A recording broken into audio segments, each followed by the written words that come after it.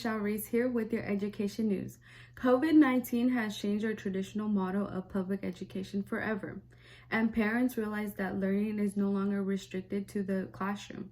School districts offer students to distance learn. Distance learning provides the opportunity to learn at their own pace and set their own schedule. For many parents, it may have been the first time they use an online platform, and for some, a computer.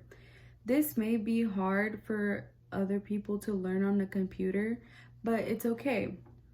It is for our own protection. Now on to Bella for our daily sports news. So COVID-19 has been around for about 7 months now, almost a year. There's safety precautions everywhere. Everyone's still required to wear masks. There's not limited spots, but limited amount of people that are able to go into stores. So much still going on. The world is down the hill, you know what I mean? As for football games, fans who aren't able to attend them in person, you'd have to watch them at home live from TV or anywhere on the go, just not at the stadium, obviously. But the Broncos wanted to switch it up a little bit, and what they did was add cutout cardboard characters of the South Park people, the show. I wasn't allowed to watch it because, you know what I mean, it's inappropriate. But as what I was saying, what they did was add cutout cardboards of the South Park characters in the seats of the stadium, just to get the little feeling of the fans being there again. And yes, they were in masks. Just this week, the vice presidential debate occurred Wednesday night, October 7th, between Senator Kamala Harris and Vice President Mike Pence. If anything, this debate was just like last week's debate, just a little bit more died down. Harris and Pence equally ignored most of the questions that were given to them or even gave back indirect answers.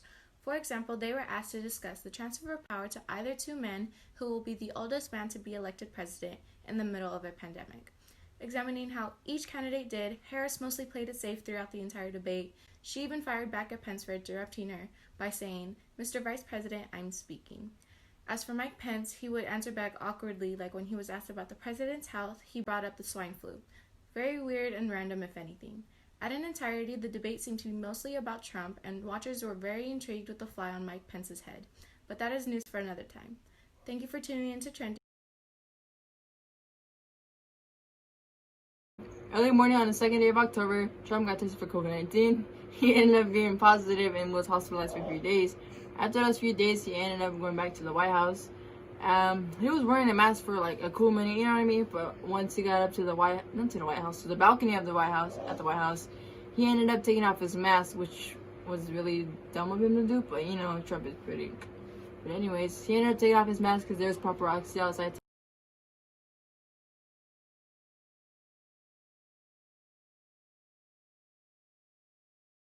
Attention all Selena Quintanilla fans. Netflix just announced that Selena the series will be released on its platform on December 4th, 2020. Playing the Tejano singer will be Christian Serratos, who starred on The Walking Dead. The series will depict the singer's Texas beginnings to her rise to fame to her final moments. The announcement occurred nearly 2 years ago and is finally being released in 2 parts. Many fans have been waiting for this release for a very long time, and now they can finally get what they've been waiting for. Thanks for tuning in to Entertainment.